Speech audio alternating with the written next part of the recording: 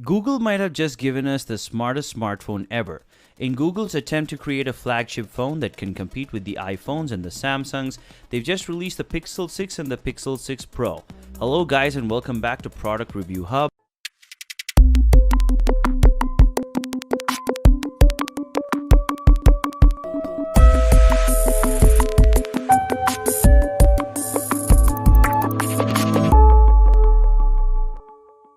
In today's video, we'll do a full review of Google's new flagship phones, the Pixel 6 and the Pixel 6 Pro. If you're new here, please subscribe and turn on the notification bell to receive more videos like this. It's unusual for new smartphones to feel so fresh. Years after years, a lot of people spend hundreds of dollars on the latest iPhone or Samsung with little upgrades that barely affect our day-to-day use. Google's new Pixel 6 and Pixel 6 Pro, however, are a bit different than the typical phones. Even though they don't fold in half or have especially unique designs, they come with new cameras, new materials, new hardware, new software, and new thoughts on what a smartphone should be able to do for you. Also, Google introduced its Tensor Chip, the $599 Pixel 6 and $899 Pixel 6 Pro are a fresh start for Google's smartphone ambitions, a new beginning for the company that has slogged through 5 generations of Pixel phones without making a dent in the smartphone world. The Pixel 6 Pro features a sharp 6.71-inch OLED display with 1080p wide resolution and the best display hardware that Google has ever put on a phone. It employs a high-end configuration from Samsung Display, though it is significant as a step down from the company's most recent generation of OLED displays. This is one of those shortfalls. However, given the phone's newer display technology and generally more expensive than the Pixel 6 Pro, I believe the price justifies the hardware. Regardless of the panel that's more than capable of producing stunning visuals and the high refresh rate of 120 Hz, making interacting with the phone a breeze. There's also a curve on the side of the display that the phone makers like to add to make their phones look more premium, even though many people are no longer enthralled by the curved display, and some people outright despise it. The Pixel 6's standard display is a lower 6.40-inch Samsung panel with 1440p wide resolution with a lower refresh rate of 90 Hz. Truth is, most people can't even tell the difference between a 120 Hz and 90 Hz refresh rate. Although both phones are updated OLEDs, the hardware on the Pixel 6 is a step back from last year's Pixel 5. To save money, Google is using an inferior rigid OLED display stack in their main phone lineup for the first time since Pixel 2.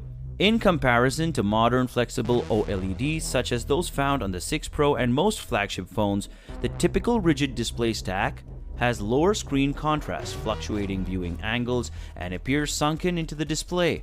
On the plus side, despite having a lower pixel density, the Pixel 6 appears brighter and sharper than the Pixel 5. In terms of screen brightness, the Pixel 6 and Pixel 6 Pro are nearly identical, and they both get bright enough to use the phone in direct sunlight.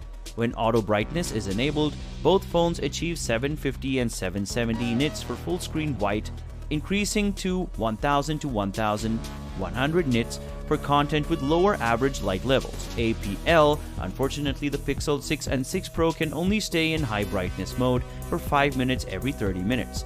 So using the phone extensively outside may not be ideal. After 5 minutes, the phone's display will dim to around 470 nits, which is the maximum manual brightness on both phones when auto brightness is turned off.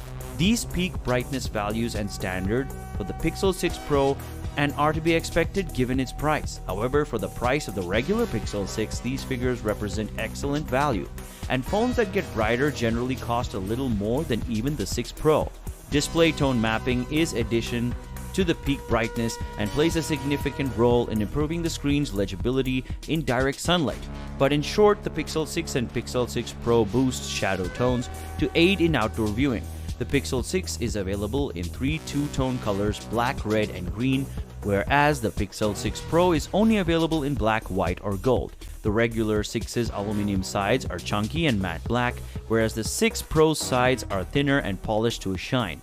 The 6 is unquestionably more entertaining for its price tag, while the 6 Pro falls short of other phones in its price range in terms of design and fit and finish. The camera bar that spans the back of each phone in the most noticeable design element, it's big sticks out a lot and doesn't quite blend in with the rest of the phone. On the plus side, unlike other phones, camera bumps, it doesn't cause the phone to rock on a table or desk when you put it down.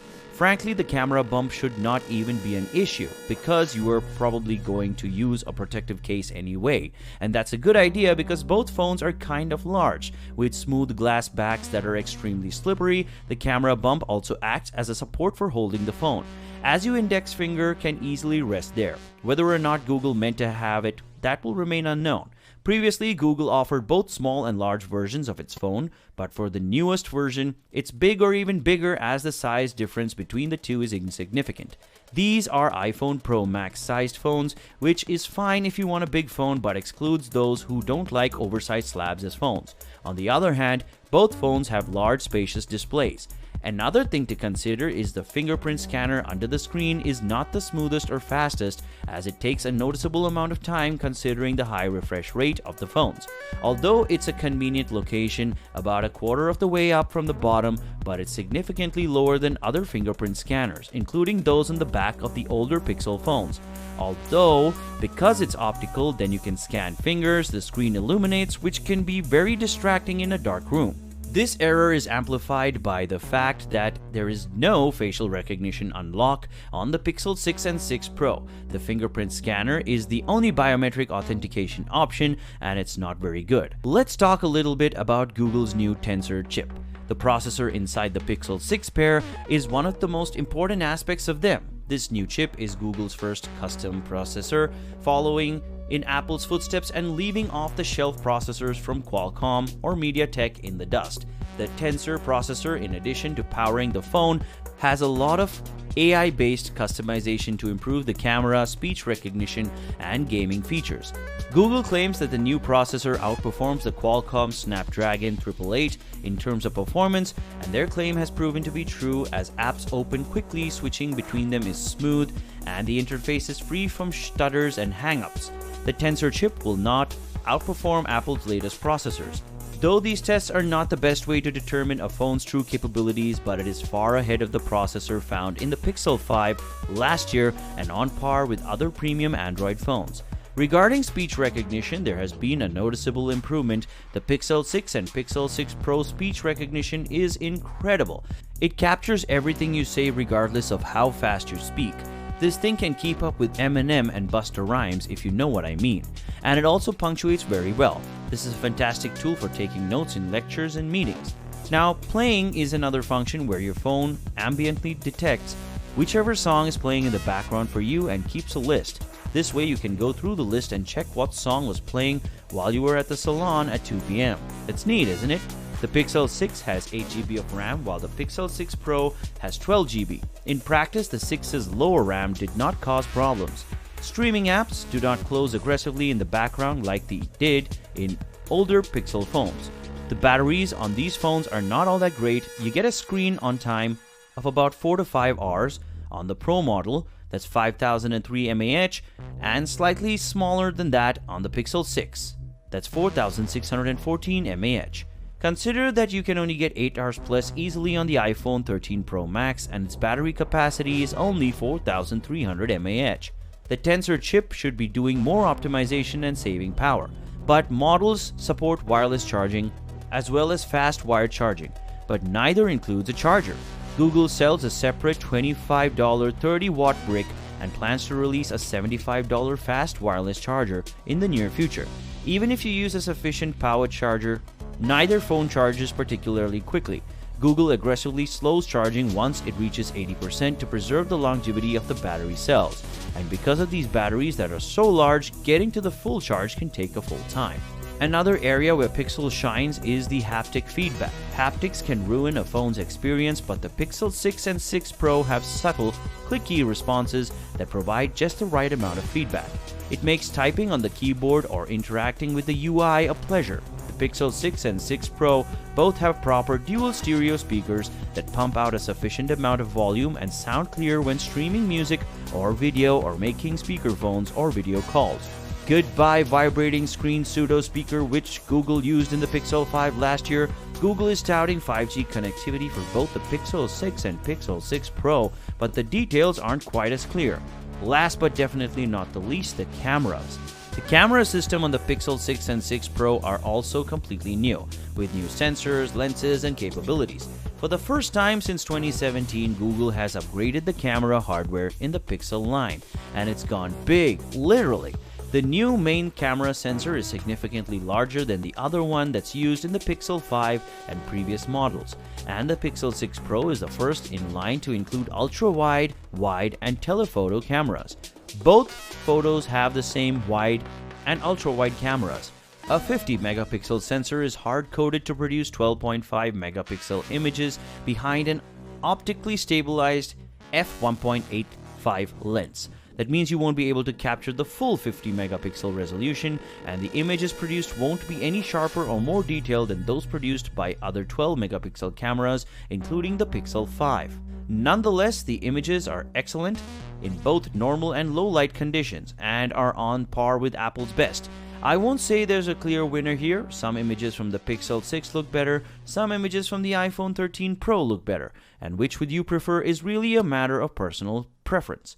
The images on the Pixel 6 have the classic Pixel look, high contrast, slight overexposure, extreme sharpness, and cooler white balance. White balance can be easily adjusted using on-screen sliders in the camera app, but sharpness requires a bit more post-processing work. Google's artificial portrait mode is also largely unchanged. It aggressively blurs the background to the point where the subject appears to be a cardboard cutout placed in a diorama. Also, the ultra-wide lens is always running at a higher shutter speed, so you almost never get a blurry shot. If the subject is moving too fast and the primary camera captures a blurry face, it can merge the full face from the ultra-wide sensor, thereby giving you a full unblurred face.